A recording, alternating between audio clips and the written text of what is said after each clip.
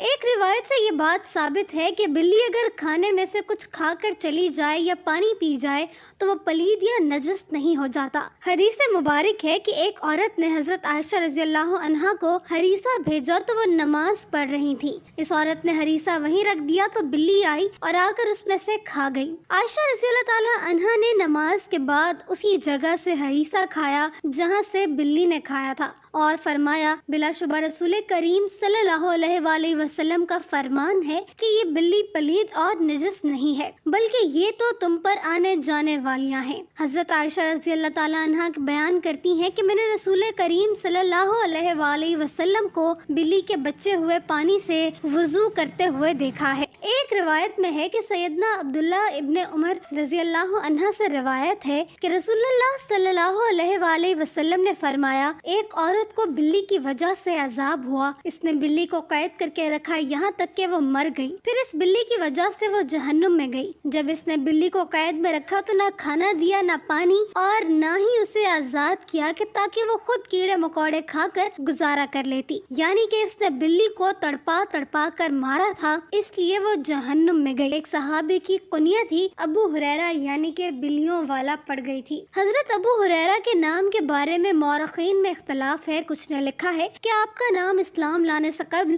عبد الشمس تھا اور کچھ کا کہنا ہے کہ اسلام لانے کے بعد عبد الرحمن رکھا گیا۔ کسی نے عمر بن عامر لکھا تو کسی نے عبداللہ بن عامر، لیکن آپ کا اصل نام راجع قول کے مطابق عبد الرحمن ہے۔ ابو ہریرہ آپ کی کنیت ہے اور ابو ہریرہ کنیت رکھنے کی وجہ یہ تھی کہ آپ کے پاس ایک بلی تھی جس کو آپ اپنے ساتھ رکھا کرتے تھے، اس لیے آپ کی کنیت ابو ہریرہ پڑ گئی۔ ایک دن ابو ہریرہ رحمۃ اللہ علیہ نے دیکھا کہ گرمی کی شدت سے ایک بلی دیوار کے ساتھ چمٹی ہوئی ہے تو انہوں نے اسے اٹھا کر گرمی سے بچانے کے لیے اپنی آستین میں چھپا لیا۔ ناظرین، یہ روایت ثابت کرتی ہے کہ گھر میں بلیاں پالی جا سکتی ہیں۔ اگر کسی کو شوق ہے تو وہ ضرور پورا کرے، مگر ان کے کھانے اور پینے کا پورا خیال رکھا جائے اور اسے کوئی تکلیف یا پھر ایذا نہ دی جائے۔ سائنسی اعتبار سے بھی گھر میں بلی پالنے کا ایک بڑا فائدہ ہے اور وہ یہ کہ بلیوں کو انسانی لمس بے حد پسند ہوتا ہے اور انسان بھی اس سے محظوظ ہوتا ہے۔ بلیوں کو قدیم دور کے بعد مشرق قریب میں عقیدت دی گئی اور اسلام نے اس روایت کو اپنے بہترین انداز میں اپنا لیا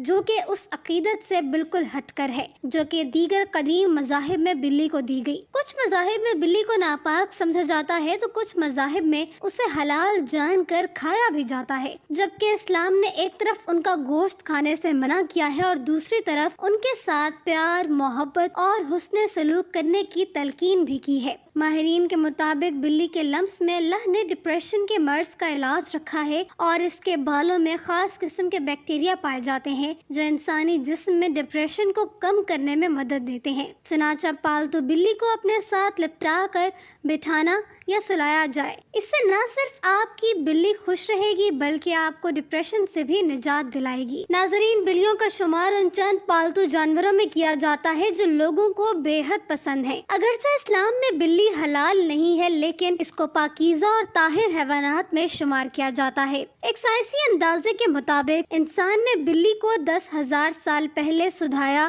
یا پالتو بنایا تھا۔ بلی آج کے دور میں سب سے عام پالتو جانوروں میں سے ایک ہے۔ بلی کو کسی بھی صورت ایذا دینا شرعاً جائز نہیں ہے۔ بلی ایک پالتو جانور ہے جیسا کہ پہلے احادیث مبارکہ میں بیان کر چکے ہیں کہ نبی کریم صلی اللہ علیہ وآلہ وسلم نے اس کے بارے میں فرمایا کہ یہ پلید نہیں ہے بلکہ یہ تو گھر میں چکر لگانے والوں میں سے ہے۔ تو بلی کی تمام تر قباحتوں کے باوجود رسول اکرم صلی اللہ علیہ وآلہ وسلم نے اس کے ساتھ نرمی کا اظہار فرمایا ہے۔ ہمیں بھی آپ صلی اللہ علیہ وآلہ وسلم کی پیروی میں اس کے ساتھ نرمی کرنی چاہیے، اور اگر کوئی بلی خونخوار اور گھر کا نقصان کرتی ہے تو اسے مارنے کے بجائے پکڑ کر کسی دوسری جگہ منتقل کر دینا چاہیے یا پھر دور دراز علاقے میں چھوڑ دیا جائے تاکہ وہ اپنا ٹھکانہ بدل لے، لیکن اسے قتل کرنے کی اجازت نہیں دی جا سکتی اور نہ ہی تکلیف دینے کی۔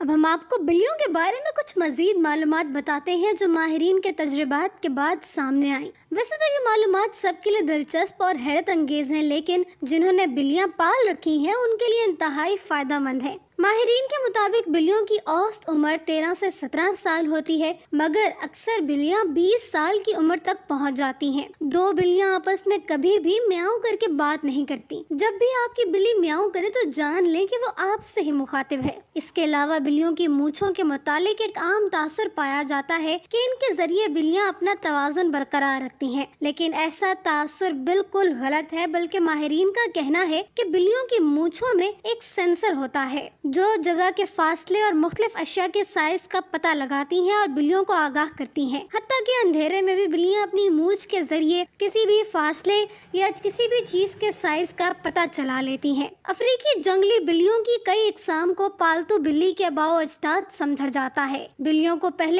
شاید اس وجہ سے سدھایا گیا تھا کہ یہ چوہے کھاتی تھیں اور اکثر اوقات جہاں اناج محفوظ کیا جاتا ہے وہاں انہیں پالا جاتا تھا، لیکن بعد ازاں ان کو انسان کے دوست اور پالتو جانور کے طور پر بھی پالا جانے لگا۔ پالتو بلیوں کے جسم پر لمبے یا چھوٹے بال ہوتے ہیں جن کی بنیاد پر ان کی اقسام اور نسلوں کا تعین کیا جاتا ہے۔ اب اگر بلیوں کی شرعی حیثیت کی بات کی جائے تو آپ صلی اللہ علیہ وآلہ وسلم نے ان سے حسن سلوک کی تاکید کی ہے۔ اب اگر گھر میں بلی پالنے کے سوال کی بات کریں تو فقہاء کا کہنا ہے کہ گھر میں بلی پالی جا سکتی ہے۔ ایسا کرنے میں کوئی حرج نہیں، کیونکہ بلی نہ ہی موذی جانور ہے نہ ہی نجس ہے۔ ہر شخص کو معلوم ہے کہ اس میں کوئی نقصان نہیں، بلکہ بلی گھر میں رکھنا فائدہ مند ہے۔ یہ گھر میں پیدا ہونے والے کیڑے مکوڑے اور چوہے وغیرہ کھا جاتی ہے۔ ناظرین، گھر میں بلیاں پالی جا سکتی ہیں۔ اگر کسی کو شوق ہے تو وہ ضرور پورا کرے، مگر ان کے کھانے اور پینے کا پورا خیال رکھا جائے اور اسے کوئی تکلیف یا پھر ایذا نہ دی جائے۔